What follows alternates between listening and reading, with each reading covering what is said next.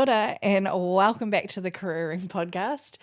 My name is Kelsey and I am here as always with the creator of Careering 9, Melissa Davies, who is currently losing her absolute living shit because she didn't know who was going to open the podcast. Hi. Kia ora. You all right, buddy? Not doing well. So that's your vibe for this week, is it? Not doing well. No, okay. Not doing well. And the other giggle that you can hear is our wonderful podcast producer, Caleb. How are you? Good. How are you, Kels? I'm honestly, I think I'm doing better than both of you too at this point. Seems like it. Yeah. It's not hard at the moment. No. Melissa, is your vibe actually not doing well, or do you have another vibe? I mean, it's appropriate because I have not slept well, actually. I've been up since 4 a.m, so we might run with not doing well. I'm doing my best. Yeah, I'm not even sure I'm doing that, to be fair. I'm breathing and I'm upright. Hey, Happy days. That's the best that you can give us right now. It is. And we appreciate it. Yeah, no, actually, overall, things have been pretty good. My vibe is springy. Like, I love this time of year where we switch into spring. Like season, not as in like movement. Yeah, like jumping like It's both. Just springing around. Yeah, I think both. And not today, clearly. But yeah, the change of seasons, I think, just brings a freshness to everybody. There seems to be a lot more warmth, just personality-wise. People making you coffee are super friendly. Like, it's just a good buzz. I think we all like Sunshine. when we're coming out the other end of winter and there's hope and flowers. Yeah. Someone, I can't remember who I was talking to, that described themselves as a houseplant. And like when they get like a little bit of sunshine, they're like, oh, hello. Yeah, relatable. Yeah. What about you? What's your vibe? My vibe is, well, I was going to say tired, but you said it. So now I think my vibe is I'm done with peopling. I'm ready to enter my hermit era. Yeah, I peopled too hard last week and now I need to like go to my cave and hide in my little hovel with no humans. Yeah. So that's my vibe. That solo recharge. Yeah. Yeah. I had an event on Wednesday, an event on Thursday, an event on Friday, and then we were stupid and got up at 7 a.m. and went and did a sunrise swim on Sunday. Yeah. And so I'm just, I need a weekend where I can literally just read books. I think that'd be nice. Oh, a little staycation, curled up. Yeah. Good literature. Yeah, because I've been so busy working on some my other stuff that I just need a weekend off. Tell us about your other stuff. I've started a new business thanks to the help of my lovely investor, Melissa Davies. Tell us about the biz. I have been playing with jewellery for a while and it started a year or two ago. It might have been while we were actually doing the podcast. And I did ring making classes and went and did like workshops and like got like the fucking fire out and the silver and like got the tools out and like really like had a great time like burning shit and like fully like cutting metals up and stuff. But it was really fun. And I went and did that and then I was like, this shit is fiddly as fuck and I don't want to do it myself. You're like, I want to do this at scale. Yeah, I want to not do this bespoke creations. Yeah, no, I do not have the patience nor the will to live when I'm doing it. So I was like, cool, not for me. And then my mum owns a clothing store, obviously, so I started importing earrings and jewelry for her to sell under her own label. And then I was like, oh, maybe this is what I like. And then I was like, but none of the stuff that I could find that I could import at the right level was long enough for my plus size neck.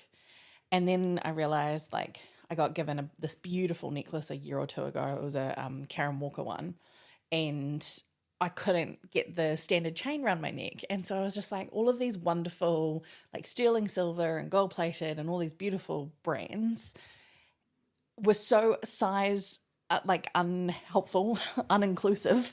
Which is not something you think about, right? No. 'Cause you expect that, unfortunately, women's clothing is so flawed in its sizing.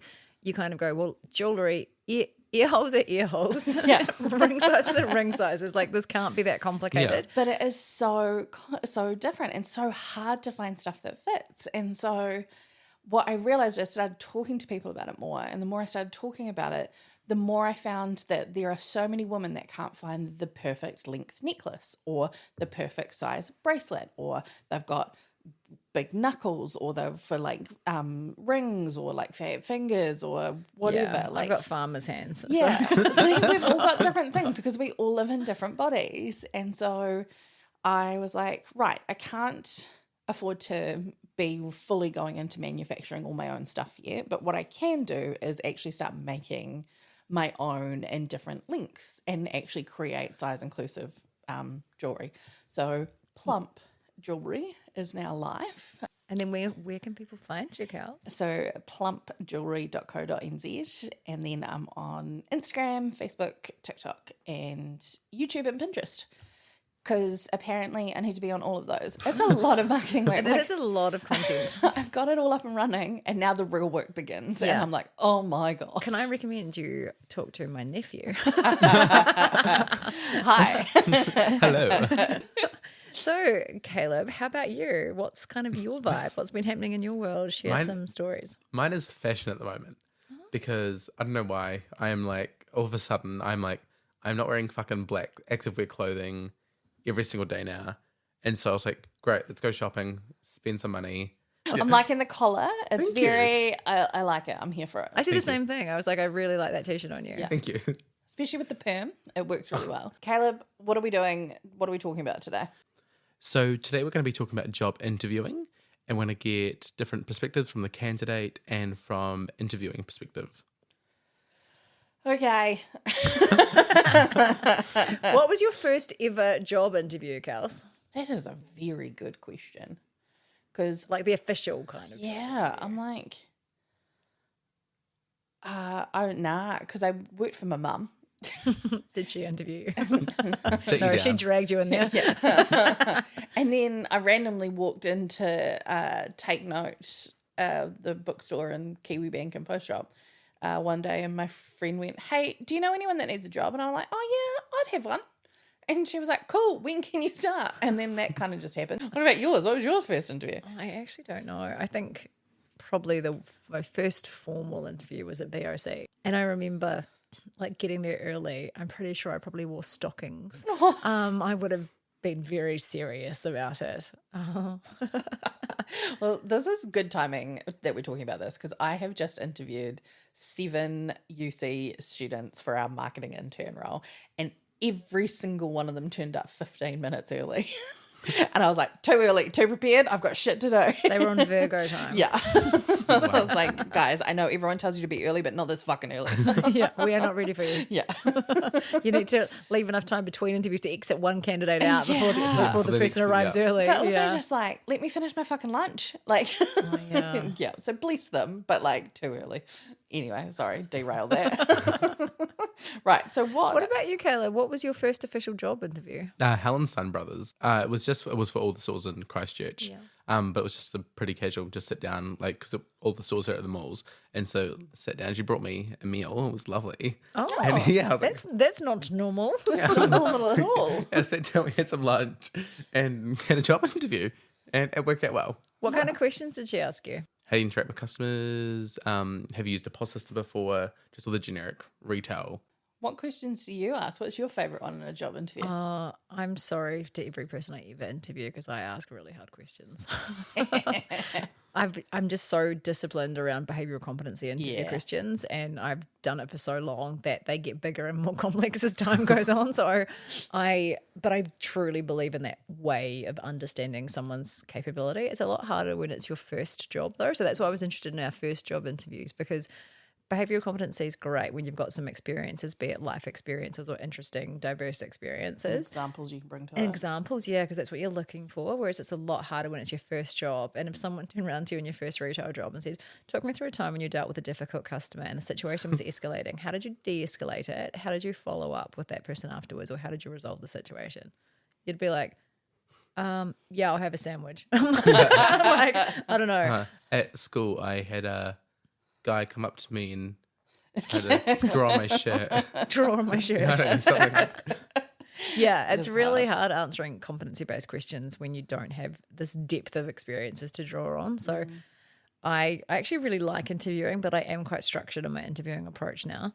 I definitely don't go off vibes. I go off competency because my big catch cry is likability and capability, two very different things. Yeah. And you won't get diversity if you just hire people like you. So that ability to actually see what someone's bringing to the table in terms of the role is really important. I think that's the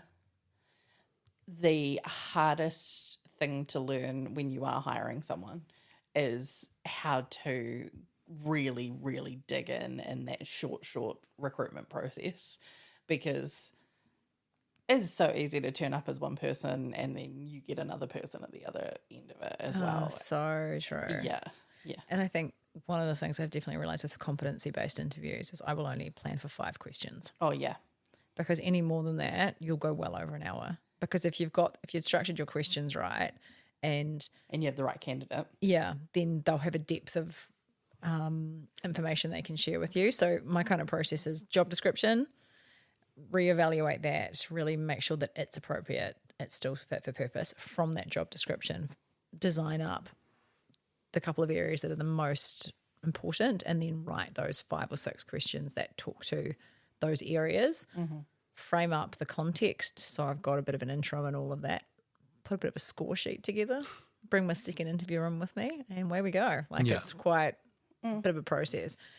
But then I always have someone else sense check it, because if you make it too rational, you miss the magic. Yeah. So I always make sure I do my sort of discipline process to feel confident in how I might move forward. But then I always do usually an informal check from a peer or another leader in the team. Yeah. Because otherwise you might rule out a really good candidate just because they were having an off day. So I'm always quite mindful of that. I have a question because it comes up at every single interview, and I'd like to hear it from an interviewer's perspective. Should you have a question ready? Always. At least one. Probably 5. 100%. What kind of questions? So ones that are relevant to the role. So the question I would always encourage people to ask is, why is this role vacant now? And if it's because someone left, I would always ask, so why did the incumbent leave the role? Yeah. And if there's hesitation or sideways glances or whatever, you'll get a Read the room. vibe. Yeah. If there's bad juju. You can pick up on it. Yeah, totally. Yeah. I usually ask one around like that. I usually ask one around culture. How would you describe the culture and what do you do to encourage and grow the culture here? Yeah. And if they're like, it's 24/7 hustle, we love to win. If that's not your vibe, you can go, okay, cool, that's not for me. If they're like, actually, we just cruise, you might be like, that's not for me. So it helps you get a read. Yeah. It could not be true. They could bullshit you, but definitely have at least those 2 ready to go. Yeah. Probably more. I like the question. If I asked any one of your team members why they like working here, what would they say? Yeah. And that tends to get people thinking That's a good one. about it as well. Yeah, and not from their own perspective. Yeah. Because they probably have something ready to trot out, but they've got to really think about it. Yeah. Like that. But if you don't ask questions, my instant reaction is, do you give a fuck, or is this just a job? Yeah.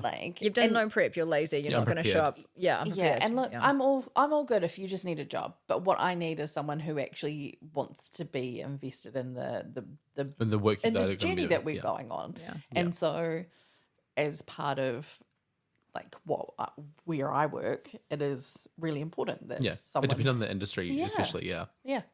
And it's so it's 9-day difference with the candidates that do that and the candidates that don't. It is fascinating to see the difference. I don't think I've ever hired someone who didn't have a question. Yeah. Oh, really? Yeah, I don't think I ever have, because I think for me that shows a lack of preparation. Yeah. And that would be a quality that I would value in someone that I work with. Yeah. Doesn't need to be, they could have literally sat in the car before they walked in and written a question. Yeah. I don't need 17 questions on a piece of paper perfectly typed. But someone that's actually going, I'm going to put some effort in because I actually want this. Yeah. And just actually come to the table and go, I need to know about this because I'm going to be working here 40 hours a week. Yeah. So I'm actually invested in understanding what the fuck is going on. Yeah, and not questions like, can I take the first weekend of October? But some people do, right? Some people do. They show up to an interview going, I've got travel planned and I've got these things on. Are they okay? They're almost so anxious about it. They're just like, blah, blah, blah, blah, blah. Yeah, and it's like, you can have that conversation later when you're at offer stage, but actually in the interview stage, it's probably more important that it is a 2-way interview and you're evaluating whether you would want to work in that environment or not. And because obviously they're doing the same about whether you would be a good fit for them. But I think it's really important that you take that same responsibility and be like, do I want to work here? Yeah, it's often actually in applications now. Do you have any like travel booked or coming up? Oh, really? Yeah, and like a lot of roles I've applied for, that's one of like the So first questions. so for customer service roles mainly, Yeah, well, those are the ones that I've been looking for. because I'm wondering if it's reflective of Christmas and things like that. Yeah. could be, So, yeah. so I'm thinking planning. if you hired someone now, so you're in September, you hire someone, you spend 3 months training them, and then And then they're like, like, I'm going away for the Bye. whole of December. Yeah. yeah, I'll see you in February. Yeah. Happy New Year. Yeah. So I can see why that would make sense. Yeah. Are you like, I'm not going anywhere? no time soon. I need a job first. Yeah. You and I were talking about this one, and I actually like want to talk about it more. It's the social media stalk before you hire someone. So pretty much, what is there anything that like, when you interview someone and you're like doing the look on their social medias afterwards, is there anything, what turns you off? For me, it's if people are authentic. So if someone tells me that, as part of their interview discussion, we've talked, maybe they've given a really good example of where they've been quite action oriented and they've trained and competed in, a community fundraising event or done something like that. But then if their social media paints a very different picture where they're the Boozing. opposite of that. Yeah. Yeah. So I think for me, it's a personal brand thing, and it's, are they authentic? Are they doing what they say they will? But I think for most people now, just lock down your socials. Like, don't even risk it. And delete your high school Bebo account and your 17 Instagram accounts. But yeah, I think locking down stuff, cleaning it up. What about presentation? What do you think you should, or how do you think you should present yourself at a job interview? Just appropriate for the role. Yeah. And authentic to you. Yeah. I've seen people turn up to roles where I'm like, you cannot tell me that you wear a suit like that in your day to day. You are not going to rock in here if we hire you and rocking in that. Like, rocking in what you authentically are. Yeah. Obviously, don't wear like your fucking gym gear, but like, Unless you're applying for a PT role. yeah, I mean, hey, yeah. Then Again, please do wear your gym yeah. gear. Because it'd be weird if you turned up in a suit. Yeah. I'd be like, what weird fucking book talk thing are you doing right now? But yeah, no, I think match the job that you're going for and then rock it in authentically to you. But I think on top of that, the basics apply. Good hygiene, clean clothing. I need to be able to present you to people Yeah. comfortably. And so if you don't feel comfortable walking into a room full of strangers on a stage and feeling good about what you look like, you're probably not wearing the right thing for that interview. Yeah. So we've got 7 of the most common job interview mistakes. And we'll just see if you guys have ever had any experiences like this. Or done them. Yeah, or done them yourselves. I can probably play bingo with this and go, yeah, I've done all of them. Right, first on the bingo card, turning up late. I'm always late, so probably. I don't think I have for job interviews because that stuff I take really seriously. I take it seriously too, but I cannot. I've got time blindness. Like my whole world revolves on a totally different clock. And I've just getting to the age now where I'm just like, look, I'm just going to admit it and it is what it is. Like, Yeah. There's a window and I'll arrive within it. Yeah. Yeah. Not researching the company. No, I've always done that. I've definitely done that because I wouldn't apply for a role if I hadn't researched I've the had company. people that haven't done it before. Yeah. Yeah. I've had a lot of people that have not done it before. I remember working in economic development and someone was like, I don't really understand what you do here. And I was like, and yet you applied for a job here. I'm like, all of our information is publicly available. We're a local government agency that's publicly funded. You didn't have to look very far to Just find out read a what we fucking do. annual report. Like, it's not hard. Or just the website. Yeah. Yeah. Just be a minimum. Some common information. Yeah. Bad mouthing your former employer. Oh, I've had people do that. Yeah, me too. Oh, yeah. It doesn't look good. No. It's that whole thing around, gossiping or speaking poorly of others leaves poison on your lips too. And it definitely tarnishes my perception of someone if they're bagging them out. If they say things like, I found it really difficult to work in that environment because of these reasons and therefore I chose to leave, that's okay because they're still Especially being when respectful. and it's also intrinsic to them. Like, I feel I struggled, I did this versus they were terrible, that sucked. This, like, it's very, when you take ownership of how you felt in that situation, it is a lot more palatable. Yeah, definitely. Yeah. Asking about perks. I think people should ask about perks. Yeah. I'm all for it, but I don't think you should frame it as perks. I think you should be like, so tell me about the culture and tell me about how what do you do with the team? Do you do group activities? Is there car, Yeah. what's important to the team? Yeah. And most of the time, if you're in a good interview and you're going somewhere good, they should tell you what those things are because they should be trying to sell you on the job too. I was going to say a lot of the job interviews. We're just reading this off a website called Hudson, but a lot of the job interviews that I see listed have them already in the job description. Yeah. It usually says what some of the perks are or advantages of working here are. Yeah, because Yeah. I think that's always, like Melissa said before, they're also trying to convince you that they're the best place for you to work. Yeah. Yeah. But just on that too, I would encourage to have a remuneration conversation if it's not visible already. So Yeah. if you're at interview stage, you're already in their shortlist of ideal candidates. Yeah. And it's an appropriate time then to say one of the questions that you could have prepared in advance would be, I'm interested in what the packages that you're offering for this role and what additional benefits there might be.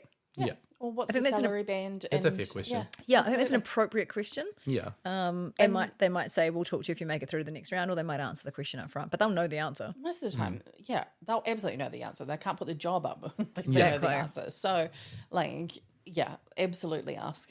And my final one is this is following up. So how long do we think you should wait before following up, or how long is reasonable to wait to hear back from a job interview?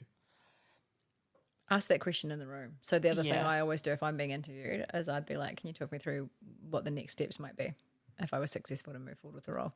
So I always ask for that. And to be honest, if they're a good place to work, they should tell you. Tell you. Yeah. Government departments, you can wait 3 to 6 weeks to hear back from something. Like I've heard shocker stories.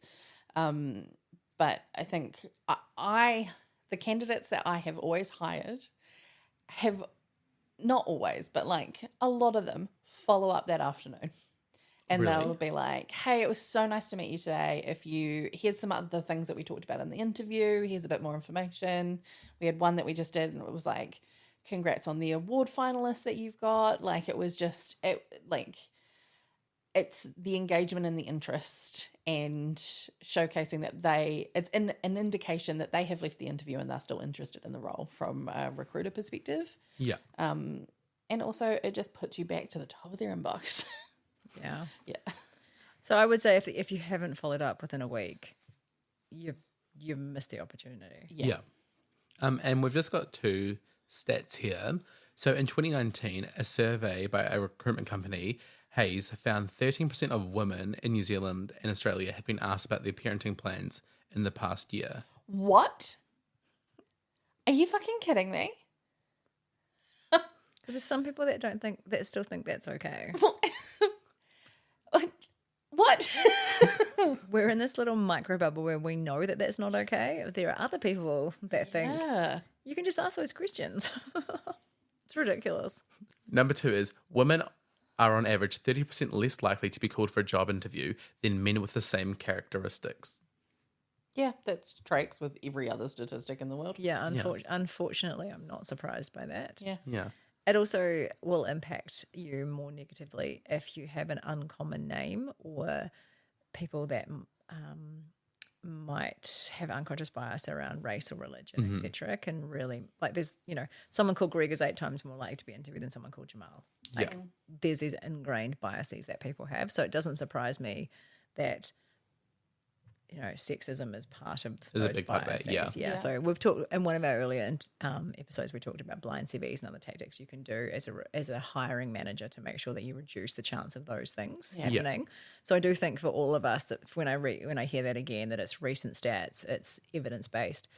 It's just a constant reminder that for us as if you're in a hiring role or you work for an organisation who is hiring, that you are making sure that those biases are removed from the hiring process. Yeah. And just to start wrap up, do we have TikTok tweets or quotes for the week? Yep. So I have a TikTok of the week. It's an incredible MP in Nairobi in Parliament, and she is letting Mr. Speaker fucking have it. Mr. Speaker, I wish to start by saying that one of my favorite books is Good Girls Never Get the Corner Office.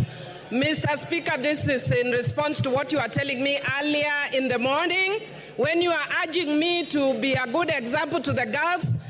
The younger ones who are doing their first term, Mr. Speaker, if they are good girls, they'll never get corner office. Be as bad as Millie Odhiambo, you will be the mother of this house. I am a bad girl, and as a bad girl, I'm here serving my 4th term.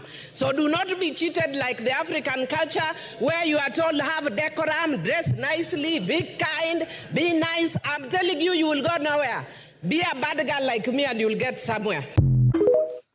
I love that. Be a bad girl. Yeah. Fucking amazing. That's awesome. And So she's like cool. dancing the whole time she's doing Yeah, it. I And saw she's that. like, She was fucking just Mr. vibing. Speaker, bring it. And I was like, yes, bitch, let's go. It was Love great. that. That's a vibe. How about you? Mine is from a guy called, literally looks like his name is John Brosio, like bro. Bro, Theo? Yeah, Brosio, but one word. I'm convinced consistency creates events that others call luck. So kind of just that showing up repeatedly, doing the hard doing the yards, thing. doing the unsexy stuff is actually what moves you closer to your goals or gets you the, do the mahi, get the treats kind of vibe. But it's the consistency that's key. Okay.